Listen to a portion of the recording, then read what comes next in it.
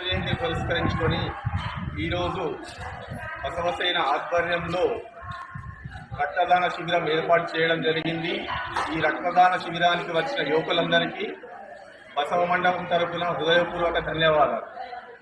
అలాగే రేపు బసవ జయంతి సందర్భంగా నారాయణఖేడ్లో బసవ మండపం నుండి రాజీవ్ చౌక్ నుండి బసవేశ్వర చౌక్ ద్వారా బసవేశ్వర ర్యాలీ కొనసాగుతుంది.